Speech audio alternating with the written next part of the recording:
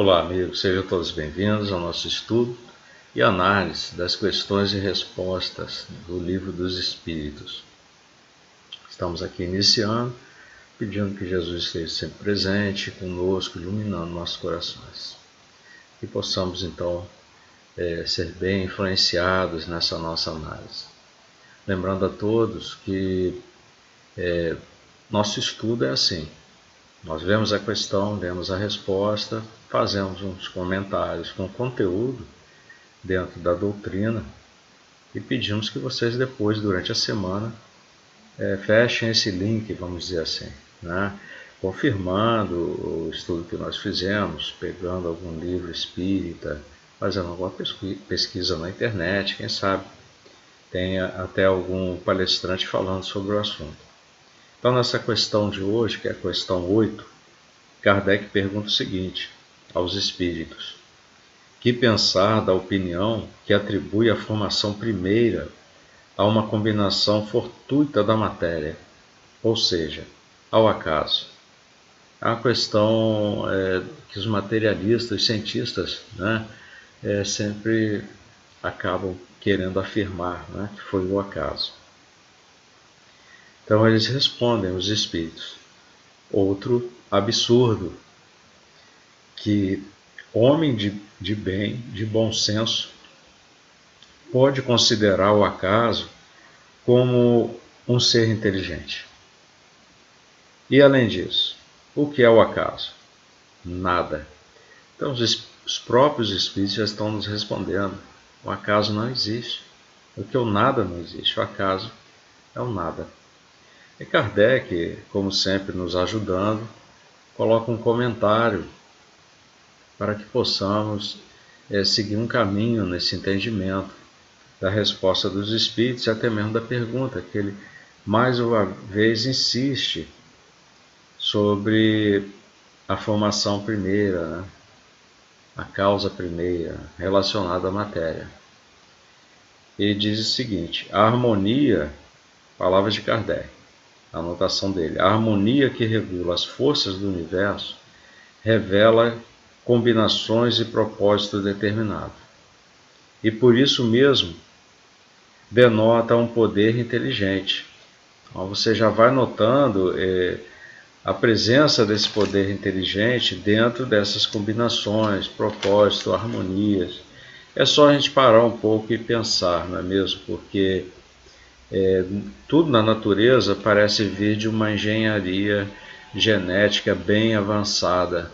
Não é algo que possa ter surgido do nada, já que nós já sabemos que nada não existe, que seria um absurdo mesmo, conforme os espíritos falaram.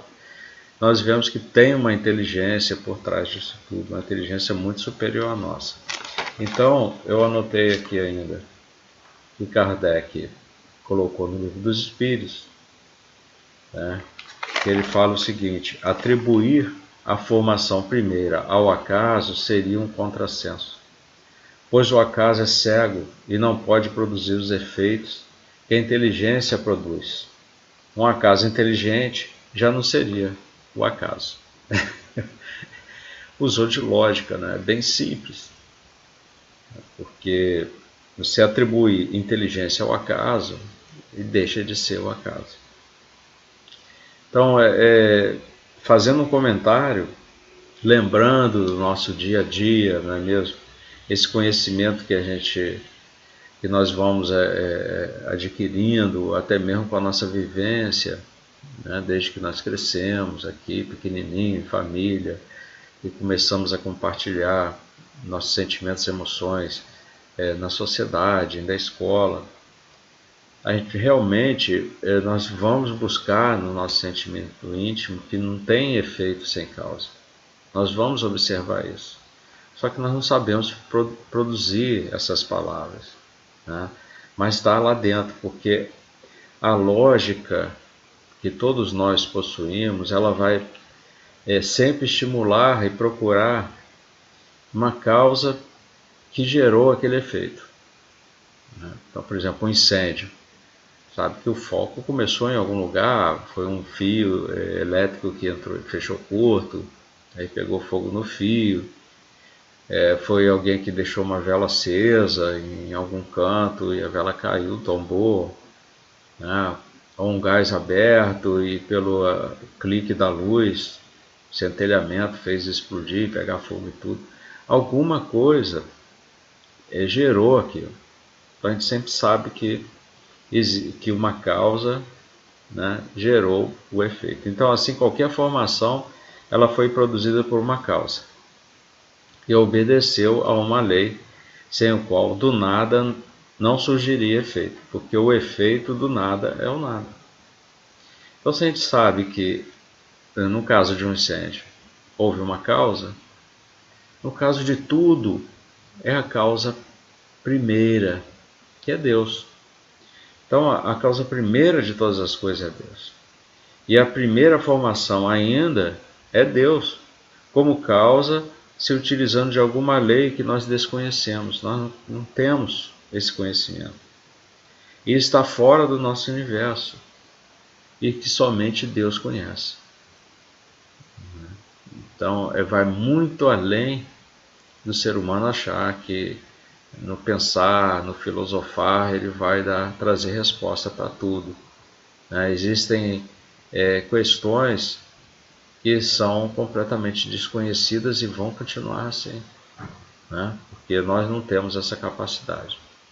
Aí eu queria lembrar de vocês pesquisarem no capítulo 3 do livro Conduta Espírita, por André Luiz, que nesse capítulo ele ainda recomenda usar de prudência, né, e substituir em qualquer circunstância o uso de terminologias contrárias aos pensamentos espíritas, para a gente não fugir, né, da ajuda do Consolador, não é mesmo?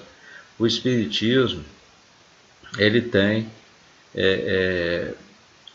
assim vamos dizer, um envolvimento com a filosofia, com a religião, né, com a ciência.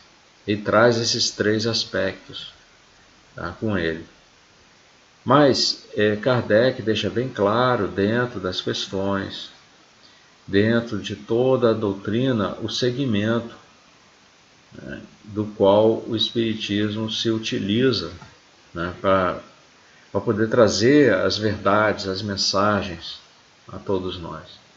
Se nós começamos a nos desviar, fazendo uso de outros conceitos religiosos, é perigoso a gente até criar outra coisa, se desviar da verdade, se desviar do que o Espiritismo tem trazido de entendimento para a gente. Então, André Luiz, ele traz aqui nesse livro Conduta Espírita um alerta muito grande nesse capítulo 13, né?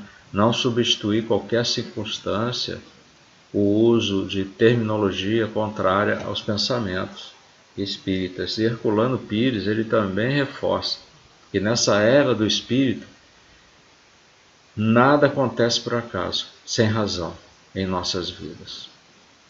Então, tudo está planejado, ou tudo faz parte de um equilíbrio natural que nós precisamos. Se nós estivermos envolvidos, vamos precisar estar dentro dessas forças que equilibram a natureza. Está no capítulo 2 do livro Na Era do Espírito, por Herculano Pires. Mas para a gente poder fechar o entendimento, né, ou mais um pouco de compreensão dessa questão de número 8, eu queria buscar, eu trouxe aqui o item 42 de A Gênese.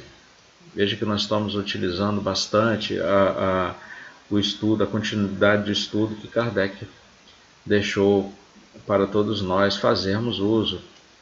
Está no outro livro da Codificação, a Gênese, no capítulo 6, item 42.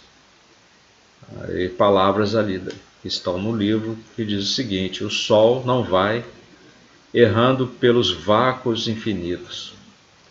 Ou seja, a órbita do nosso Sol é determinada em concorrência com outros sóis de mesma ordem. Então também não é o acaso o movimento do Sol, é pré-determinado. Não há um acaso no movimento do Sol. Seu movimento de gravitação, como dos sóis seus irmãos, vamos dizer assim, é inapreciável à observação, observações anuais. Então nós teríamos que ter uma observação já de séculos do movimento do nosso Sol em relação ao movimento dos outros sóis da nossa galáxia, para que pudéssemos notar que há uma ordem. Ele fala aqui, olha, ou seja, a órbita do nosso Sol é determinada em concorrência com outros sóis de mesma ordem. Para você ver que Kardec nos traz mais um reforço, dessa vez assim, vamos dizer, intergaláctico, né? Universal mesmo, de que Deus, ao criar o universo, criou com esse equilíbrio todo, com essas compensações necessárias, né? O que é necessário, é por isso que a gente sempre fala aqui. Tá? Bom, então que ficamos por aqui e que todos possam se animar no estudo, aproveitar o restante da semana e procurar fechar aqueles links, conforme falei, fazendo sua pesquisa, né, ou assistindo alguma palestra que de repente fale sobre o assunto. Tá? Então, que Jesus esteja sempre presente, né, abençoando a todos vocês, trazendo bons fluidos e muita paz. Até a próxima questão.